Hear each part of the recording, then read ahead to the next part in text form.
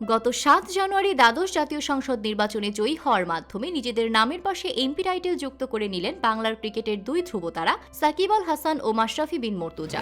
যদিও মাশরাফি এর আগের দফায়ও সংসদ সদস্য হিসেবে নির্বাচিত হয়েছিলেন, তবে সাকিব আল হাসান এবারই প্রথম পার্লামেন্টের চেয়ারে বসবেন। যদিও আপনারা অনেকেই হয়তো জানেন না যে বাংলাদেশের জাতীয় ক্রিকেট দলের খেলোয়াড়দের মধ্যে সর্বপ্রথম পার্লামেন্ট মেম্বার হিসেবে নাম লিখিয়েছিলেন নাইমুর রহমান দুর্জয়। 2014-2018 জাতীয় সংসদ নির্বাচনে নৌকা প্রতীকের সাংসদ নির্বাচিত হয়েছিলেন টাইগার শিবিরের এই সাবেক অধিনায়ক। তবে 22 গজ ছেড়ে রাজনীতির মাঠে নেমে পড়ার এই ট্রেন্ড বহু পুরনো। যুগে যুগে বিশ্বের বিভিন্ন দেশের কিংবদন্তি ক্রিকেটাররা রাজনীতিতে নিজেদের নাম লিখিয়েছেন। তাদের মধ্যে অন্যতম সফল এক নাম হলো ইমরান খান। ক্রিকেটার থেকে রাজনীতির সর্বোচ্চ পর্যায়ে আরোহণ করা একমাত্র ব্যক্তি তিনি। 2018 থেকে 2022 সাল পর্যন্ত তিনি ছিলেন পাকিস্তানের প্রধানমন্ত্রী। পাকিস্তানের বিশ্বকাপ জয়ী এই অধিনায়ক ক্রিকেট হতে অব্যাহতি নেওয়ার পরই গঠন করেন নিজের রাজনৈতিক দল তেহরিক-ই-ইনসাফ পার্টি। এরপর থেকেই তিনি পাকিস্তানের রাজনৈতিক অঙ্গনে সক্রিয় ভূমিকা পালন করে চলেছেন। তবে ক্রিকেট ছেড়ে রাজনীতিতে নাম লেখানোর দৌড়ে সবচেয়ে বেশি এগিয়ে যাচ্ছে ভারতীয়রা। ক্রিকেট বিশ্বের সর্বকালের সেরা হিসেবে খ্যাত ভারতীয় কিংবদন্তি ব্যাটার সচিন টেন্ডুলকারও ক্রিকেট ছাড়ার পর রাজনীতিতে জড়িয়েছিলেন। 22 গজের পাশাপাশি রাজনীতির ময়দানেও তিনি ছিলেন সেরা পারফর্মার।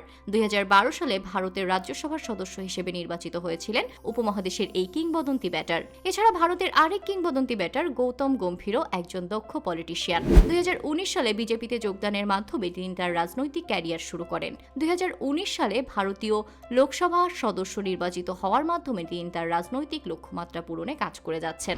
গম্ভীরের মতোই বর্তমানে রাজনীতিতে সক্রিয় থাকা আরেক ভারতীয় ক্রিকেটার হলেন মনোজ তিওয়ারি। 2021 সালে পশ্চিমবঙ্গের ক্ষমতাসীন দল তৃণমূল কংগ্রেসে যোগ দেন তিনি। বর্তমানে পশ্চিমবঙ্গ সরকারের ক্রীড়ামন্ত্রী হিসেবে দায়িত্ব পালন করছেন ভারতের জাতীয় দলের এই সাবেক ব্যাটার। তবে ভারতের রাজনীতিতে সবচেয়ে বেশি আলোচিত ও সমালোচিত ক্রিকেটারের নাম নবজিৎ সিং সিধু।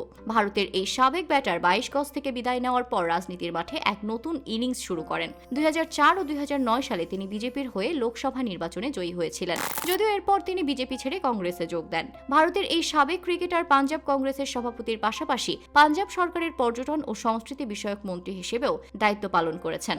এছাড়াও বাবজি পালওয়াঙ্কার, চেতন চৌহান, কীর্তি আজাদ, আজহার উদ্দিন, মোহাম্মদ কাইফ, মনসুর আলী খান, শ্রীশান্ত, বিনোদ কাম্বলির মতো ভারতীয় ক্রিকেট তারকারা ক্রিকেটের পাঠ চুকিয়ে রাজনীতির ময়দানে পা রেখেছেন। যুগের পর যুগ ধরে ভারতীয় ক্রিকেটারদের রাজনীতিতে যুক্ত হওয়ার এই ধারা এখনো চলমান রয়েছে। ক্রিকেট ছেড়ে রাজনীতিতে জড়িয়ে পড়া খেলোয়াড়দের লিস্টে দুজন লঙ্কান ক্রিকেটারেরও নাম রয়েছে। তার মধ্যে অন্যতম হলেন অর্জুনা রানাতুঙ্গা।